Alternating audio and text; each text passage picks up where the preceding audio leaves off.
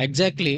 Strait of హార్మోస్‌ని తెరిచినట్టే తెరిచి, మళ్ళీ అయితే క్లోజ్ చేసేశారు. ఏప్రిల్ 18, 2026న ఈ న్యూస్ విని ప్రపంచమంతా అయితే షాక్ అయింది.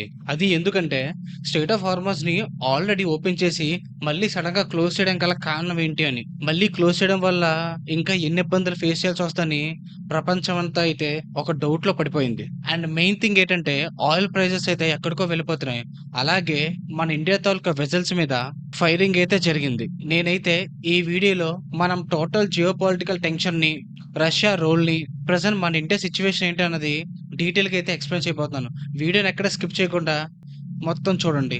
అలాగే ఈ వార్‌కి సంబంధించిన కొన్ని వీడియోస్ అయితే చేశాను. ఆ వీడియోస్ గనక మీరు చూడాలనుకుంటే ఈ వీడియో డిస్క్రిప్షన్‌లో అయితే మెన్షన్ చేస్తాను. అవన్నీ చూస్తే మీకైతే ఒక డీటెయిల్‌గా ఒక క్లారిటీ అయితే వస్తుంది. ముఖ్యంగా స్ట్రెయిట్ ఆఫ్ హార్మోన్స్ గురించి చెప్పుకోవాలనుకుంటే ఇది ప్రపంచానికే ఒక చోక్ పాయింట్ లాంటిదన్నమాట. ప్రపంచంలో ఉన్న ఆయిల్ సప్లై అంతటా ఇక్కడి నుంచే మేజర్‌గా సప్లై అవుతుంది. సో, అందుకే ఈ స్ట్రెయిట్ ఆఫ్ హార్మోన్స్‌కి అంత ఇంపార్టెన్స్ ఉంటుంది. యాక్చువల్‌గా ఏప్రిల్ 17న ఇరాన్ అయితే ఈ స్ట్రెయిట్ ఆఫ్ హార్మోన్స్‌ని ఓపెన్ చేసినట్టు అనౌన్స్ చేశారు. అలాగే నెక్స్ట్ డేకే ఈ స్ట్రెయిట్ ఆఫ్ హార్మోన్స్‌ని క్లోజ్ చేయడానికి గల కారణం ఏంటో మనం అయితే డీటెయిల్‌గా తెలుసుకుందాం. అసలు మెయిన్ రీజన్ ఏంటంటే యూఎస్ బ్లాకేడ్. యూఎస్‌కి ఇంకా ఇరాన్‌కి మధ్య అయితే కొన్ని బ్లాక్‌మెయిల్ పాలిటిక్స్ అయితే నడుస్తుంది. ఇరాన్ జాయింట్ మిలిటరీ కమాండ్ ఏం చెప్పిందంటే యూఎస్ మన పోర్ట్స్‌ని కానీ బ్లాక్ చేస్తే ఈ స్ట్రెయిట్ ఆఫ్ హార్మోన్స్‌ని కంప్లీట్‌గా మేము క్లోజ్ చేస్తామని ఇరాన్ అయితే ఒక స్టేట్మెంట్ పాస్ చేసింది. ఇది గ్లోబల్ ఎనర్జీకి ఒక పెద్ద థ్రెట్ అని చెప్పుకోవచ్చు. ఇప్పుడు మన ఇండియా కాంటెక్స్ట్‌కి వస్తే సిట్యుయేషన్ అయితే కొంచెం స్కేరీగా ఉందని చెప్పొచ్చు. ఏప్రిల్ 18న IRGC Iranian revolutionary guard corps gun boats, tankers మీద ఫైరింగ్ అయితే స్టార్ట్ చేశాయి.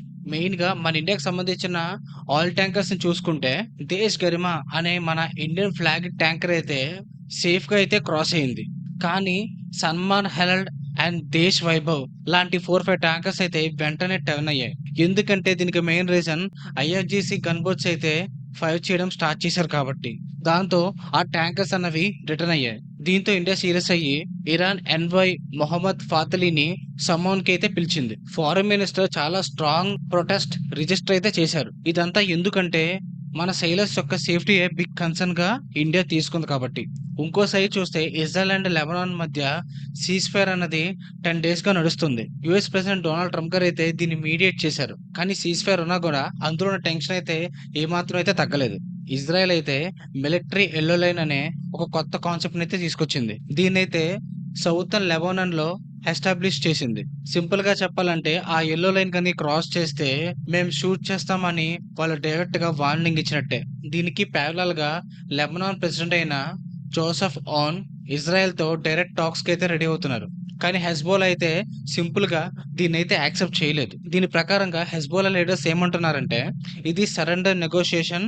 దీనికి మేము ఏమాత్రం నిర్మొహమాటంగా అయితే వాళ్ళు చెప్పేశారు. సో లెబనాన్‌లో ఇంటర్నల్‌గా సివిల్ వార్ లాంటి కండిషన్స్ అయితే క్రియేట్ అవుతున్నాయని మనం అనుకోవచ్చు. ఇక్కడ ఒక సర్ప్రైజింగ్ ట్విస్ట్ ఏంటంటే ఒకప్పుడు రష్యా మీద సాంక్షన్స్ వేసిన యూఎస్ ఇప్పుడు గ్లోబల్ ఆయిల్ ప్రైసెస్ కంట్రోల్ చేయడానికి రష్యన్ ఆయిల్ కొనొచ్చని వేవర్స్ ని ఎక్స్టెండ్ చేసింది. Russia and Iran close friends అయినప్పటికీ కూడా యుఎస్ అయితే డివైడ్ అండ్ రూల్ స్ట్రాటజీని ప్లే చేస్తుందని మనకు క్లియర్ గా అయితే అర్థమవుతుంది. ఒకవేళ గానీ ఎనర్జీ ప్రైసెస్ పెరిగితే 2026లో యుఎస్ ఎకనామీ అయితే ఖచ్చితంగా దెబ్బతింటుంది. అందుకే ముందు జాగ్రత్తగా ట్రంప్ దీన్ని అడ్మినిస్ట్రేషన్ తీసుకుని రష్యన్ ఆయిల్ కి గ్రీన్ సిగ్నల్ ఇచ్చారని క్లియర్ గా అయితే మనకు అర్థమవుతుంది. అదే సేమ్ టైమ్ లో Pakistan army chief and Turkey vice president కూడా US and Iran direct war ని ఆపడానికి ఇందులో ఇన్వాల్వ్ అయ్యి మీడియేటర్ గా వర్క్ చేస్తున్నారు. ట్రంప్ రీసెంట్ గా ఏం చెప్పారంటే Chinese president Jinping is very happy about the situation. ఎందుకంటే చైనాకి ఎనర్జీ అన్నది చాలా ఇంపార్టెంట్. కానీ ఇక్కడున్న మన పరిస్థితులు చూస్తుంటే అంత ఈజీగా లేదు.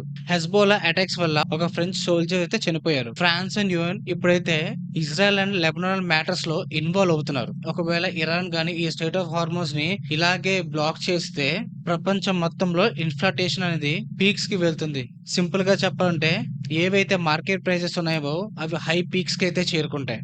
ఎస్పెషల్లీ ఇండియాలో అయితే పెట్రోల్ అండ్ డీజిల్ ప్రైసెస్ అయితే ఆకాశాన్ని కూడా అంటొచ్చు. సింపుల్ గా అయితే ఒక 4 పాయింట్స్ అయితే గుర్తుపెట్టుకోండి. స్ట్రెయిట్ ఆఫ్ హార్మోజ్ అయితే సింపుల్ గా ఒక వార్ జోన్ అయితే అయిపోయింది. అండ్ మన ఇండియన్ ట్యాంకర్స్ కూడా ఫైరింగ్ అయితే ఫేస్ చేశాయి. Lebanon and Israel cease fire లో ఉన్నా కూడా అక్కడ సిచ్యువేషన్ మాత్రం ఏ మాత్రం కంట్రోల్ అయితే అవ్వట్లేదు. అండ్ లాస్ట్ గా అయితే యుఎస్ అయితే సింపుల్ గా రష్యాతో అయితే ఒక గేమ్ అయితే ఆడుతుంది. సో ఇదంతా విన్న తర్వాత మీరైతే ఏమనుకుంటున్నారు? ఇండియా అయితే ఇరాన్ కి సపోర్ట్ చేస్తుందా, లేదా గ్లోబల్ షిప్పింగ్ సెక్యూరిటీ కోసం యుఎస్ సైడ్ నుంచుంటుందా? మీరేమనుకుంటున్నారో ఈ వీడియో కింద కామెంట్లు అయితే చెప్పండి. ఇక్కడ దాకా చూసారంటే నా వీడియో మీ అందరికి ఖచ్చితంగా నచ్చి ఉంటుంది. ఈ వీడియోని లైక్ చేసి షేర్ చేసి మన ఈడియం ఛానల్ అయితే సబ్స్క్రైబ్ చేసుకోవడం మాత్రం అస్సలు మర్చిపోకండి. మరో ఇంట్రెస్టింగ్ అప్డేట్ తో నేనైతే మీ ముందుకు వస్తాను. Until stay tune to idiom talks. Jai Hind.